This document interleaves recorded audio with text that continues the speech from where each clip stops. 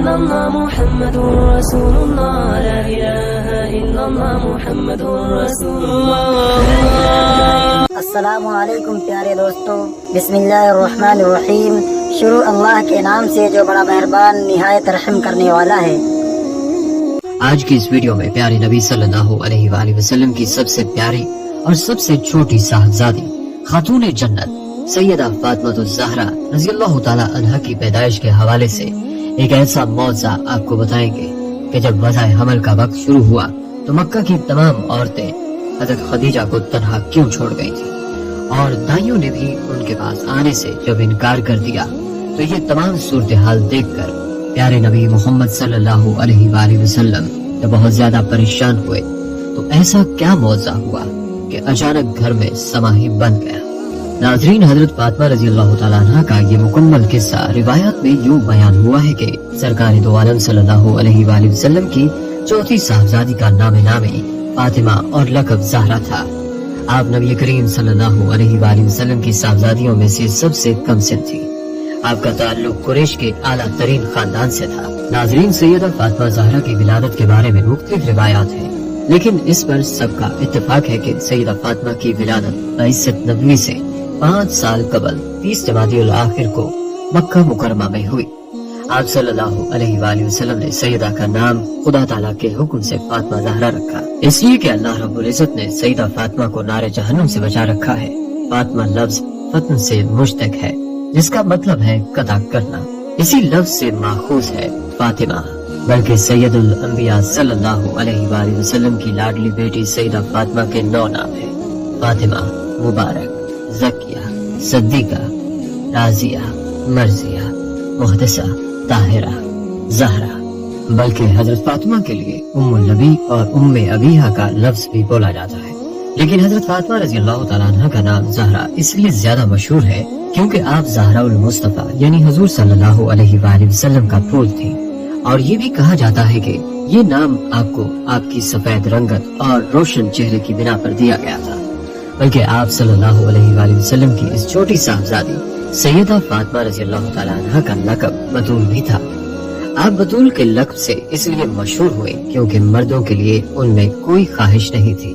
نبی کریم صلی اللہ علیہ وآلہ وسلم اپنی بیٹی سیدہ فاطمہ سے اس قدر محبت کرتے تھے کہ انہیں ام ابیہا کی کنیت سے پکارتے تھے. حضور صلی اللہ علیہ وآلہ وسلم کے والد عبداللہ آپ سیدہ کی ولادت سے پہلے ہی وفات پا چکے تھے. کچھ عرصے بعد آپ صلی اللہ علیہ وآلہ وسلم کی والدہ بھی انتقال کر گئیں. آپ صلی اللہ علیہ وآلہ وسلم حضرت علی رضی اللہ تعالیٰ عنہ کی والدہ فاطمہ رضی اللہ تعالیٰ عنہ بنت اسد کو اماں کہہ کر پکارتے تھے. ان کے انتقال پر آپ صلی اللہ علیہ وآلہ وسلم بے حد غمگین ہوئے اور فرمایا کہ میری ماں کا انتقال ہو گیا ہے. پھر اللہ رب العزت نے آپ صلی اللہ علیہ وآلہ وسلم کو لخت جگر فاطمہ رضی اللہ تعالیٰ عنہ دی، تو ان کو دیکھتے ہی آپ صلی اللہ علیہ وآلہ وسلم کو اماں فاطمہ رضی اللہ تعالیٰ عنہ بنت اسد یاد آ جایا کرتی تھی. آپ صلی اللہ علیہ وآلہ وسلم سیدہ فاطمہ رضی اللہ تعالیٰ عنہ سے بے حد محبت کیا کرتے تھے. حضرت خدیجہ الکبریٰ کی وفات کے بعد سیدہ کی نگہداشت و تربیت کے لیے آپ صلی اللہ علیہ وآلہ وسلم نے حضرت سودا رضی اللہ تعالیٰ عنہ سے دوسرا نکاح کر لیا. آپ صلی اللہ علیہ وآلہ وسلم دعوت تبلیغ حق سے فارغ ہو کر سیدہ کے پاس تشریف لاتے اور انہیں دلاسا دیتے اور نصیحتیں فرماتے. تنہائی کے اوقات میں حضرت حفصہ رضی اللہ تعالیٰ عنہ بنت فاروق رضی اللہ تعالیٰ عنہ، حضرت عائشہ رضی اللہ تعالیٰ عنہ بنت ابو بکر رضی اللہ تعالیٰ عنہ، حضرت اسماء بنت ابی بکر رضی اللہ تعالیٰ عنہ اور حضرت فاطمہ رضی اللہ تعالیٰ عنہ بنت زبیر سیدہ کے پاس آتی اور ان کی دلجوئی کرتی تھی. اس وقت عرب کا رواج تھا کہ بچوں کو کھلے اور صحت مند ماحول کے لیے داعیہ کے سپرد کر دیا جاتا تھا اور داعیہ ان کو دودھ پلاتی اور تربیت بھی کرتی تھی. سیدہ خدیجہ الکبریٰ کو سیدہ فاطمہ سے اس قدر محبت تھی کہ انہوں نے سیدہ کو کسی داعیہ کے سپرد نہیں کیا، بلکہ پورے عرصہ میں خود دودھ پلایا اور خود تربیت کی. بلکہ سیدہ فاطمہ کی والدہ سیدہ کی تربیت پر پوری توجہ دیتی تھی.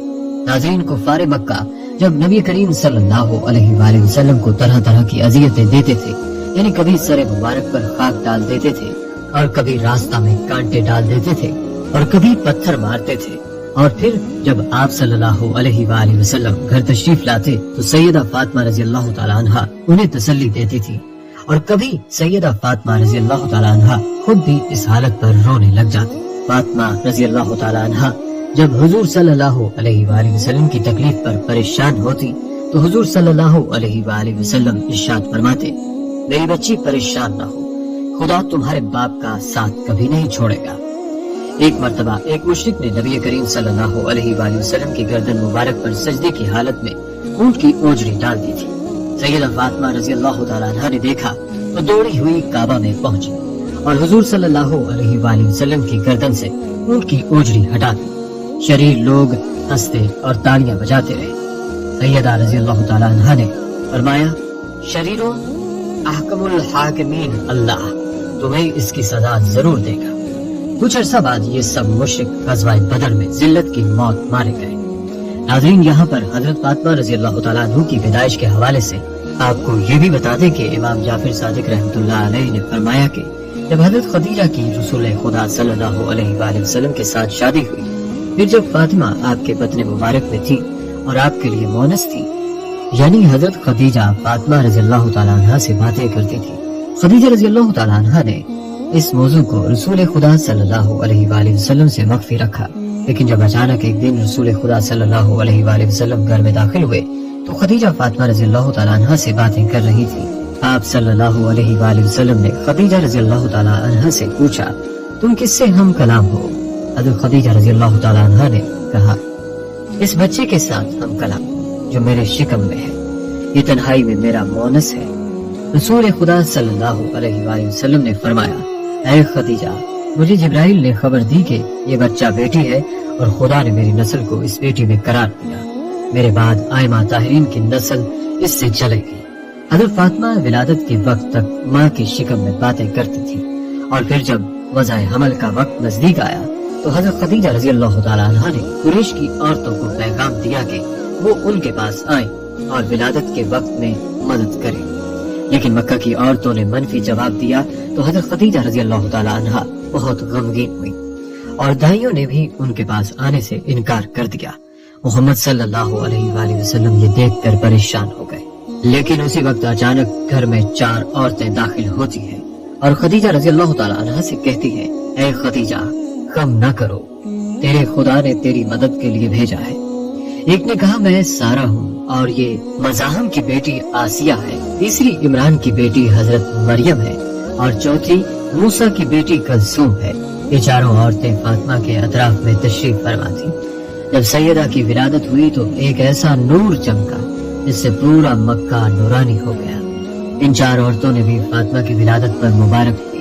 پھر ان 4 عورتوں نے فاطمہ کو لیا اور خدیجہ رضی اللہ تعالیٰ عنہ کی گود میں رکھا۔ حضرت خدیجہ رضی اللہ تعالیٰ عنہ نے بڑے پرجوش اور خوشحالی کی حالت میں فاطمہ رضی اللہ تعالیٰ عنہ کو اپنی گود میں لیا۔ رسول اللہ صلی اللہ علیہ وآلہ وسلم نے ارشاد فرمایا، فاطمہ میرے جسم کا ٹکڑا ہے، جس نے اسے ناراض کیا اس نے مجھے ناراض کیا۔ دوسری روایت میں ہے کہ آپ صلی اللہ علیہ وآلہ وسلم نے ارشاد فرمایا کہ فاطمہ کے رنج سے مجھے رنج ہوتا ہے اور اس کی تکلیف سے مجھے تکلیف ہوتی ہے۔ حضور اکرم صلی اللہ علیہ وآلہ وسلم جب سفر میں تشریف لے جاتے تو سب سے آخر میں حضرت فاطمہ رضی اللہ تعالیٰ عنہ سے مل کر روانہ ہوتے تھے، اور جب واپس تشریف لاتے تھے تو سب سے پہلے حضرت فاطمہ رضی اللہ تعالیٰ عنہ کے پاس تشریف لے جاتے تھے۔ حضرت حذیفہ رضی اللہ تعالیٰ عنہ فرماتے ہیں کہ میں نبی اکرم صلی اللہ علیہ وآلہ وسلم کی خدمت میں حاضر ہوا۔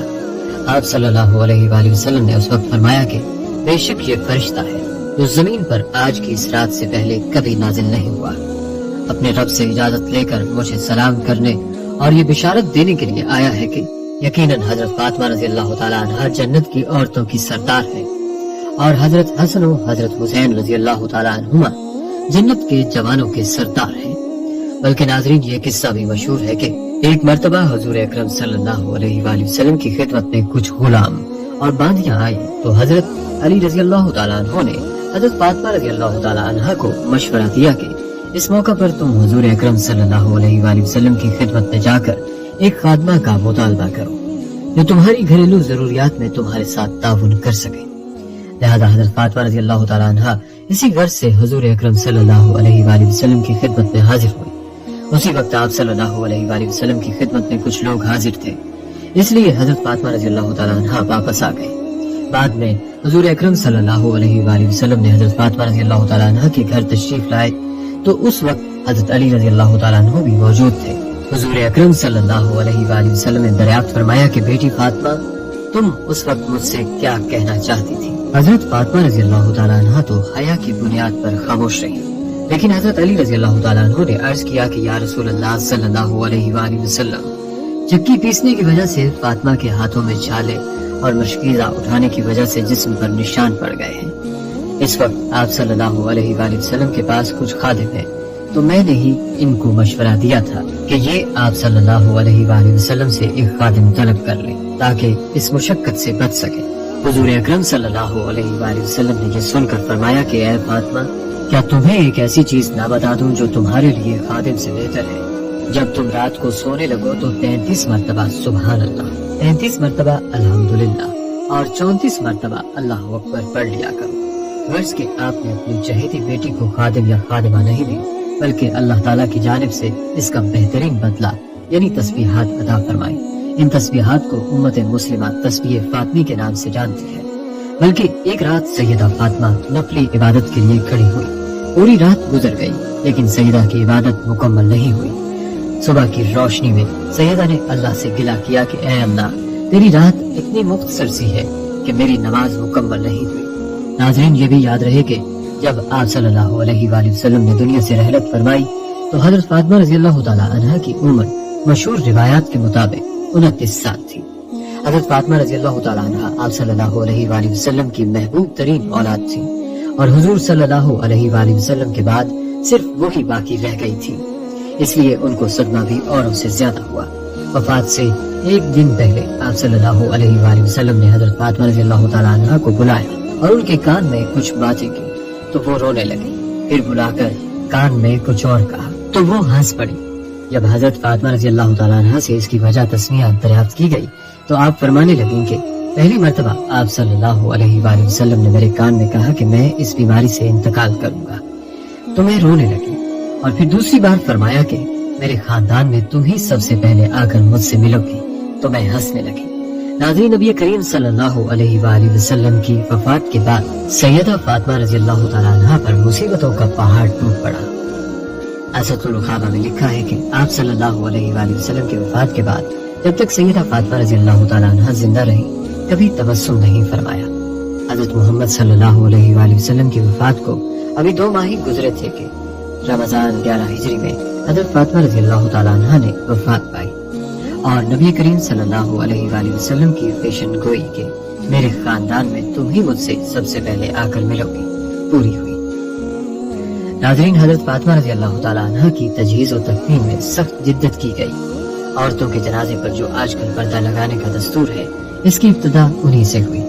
इससे बेशतर औरत और मर्द का जनाजा खुला होता था, जो कि हज़रत फातिमा रज़ियल्लाहु ताला अन्हा के मिजाज में इंतहाई शर्म व हया थी। इसलिए उन्होंने अस्मा बिन्ते उमैस से कहा कि जनाजे में औरतों की बेपर्दगी होती है, जिसको मैं नापसंद करती हूँ। फिर हज़रत फातिमा रज़ियल्लाहु ताला अन्हा ने फरमाया कि मेरा जनाजा रात के वक्त उठाना ताकि किसी मर्द की नजर न पड़े। हज़रत फातिमा रज़ियल्लाहु ताला अन्हा के बाद हज़रत ज़ैनब रज़ियल्लाहु ताला अन्हा का जनाजा भी इसी तरह उठाया गया। सैयदा फातिमा रज़ियल्लाहु ताला अन्हा की कब्र मुतफ़क्का तौर पर दारे अकील ही में समझी जाती है। नाज़रीन, हज़रत फातिमा रज़ियल्लाहु ताला अन्हा की 5 औलादें हुई। हसन रज़ियल्लाहु ताला अन्हु, हुसैन रज़ियल्लाहु ताला अन्हु, मोहसिन रज़ियल्लाहु ताला अन्हु, उम्मे कुलसूम रज़ियल्लाहु ताला अन्हा, ज़ैनब रज़ियल्लाहु ताला अन्हा। मोहसिन रज़ियल्लाहु ताला अन्हु ने तो बचपन ही में इंतकाल किया और हज़रत ज़ैनब रज़ियल्लाहु ताला अन्हा, हज़रत हसन रज़ियल्लाहु ताला अन्हु, हज़रत हुसैन रज़ियल्लाहु ताला अन्हु, उम्मे कुलसूम रज़ियल्लाहु ताला अन्हा अहम वाक़यात के लिहाज से तारीख में मशहूर है। नबी करीम सल्लल्लाहु अलैहि वसल्लम को इन सब से निहायत मोहब्बत थी। हज़रत अली रज़ियल्लाहु ताला अन्हु और हज़रत फातिमा रज़ियल्लाहु ताला अन्हा भी इनको बहुत महबूब रखते थे।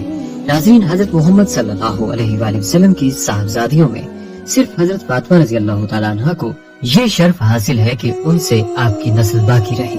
दुआ है कि अल्लाह ताला हमें अहले बैत की कदर करने और उनके नक्शे कदम पर चलने की तौफीक अता फरमाए।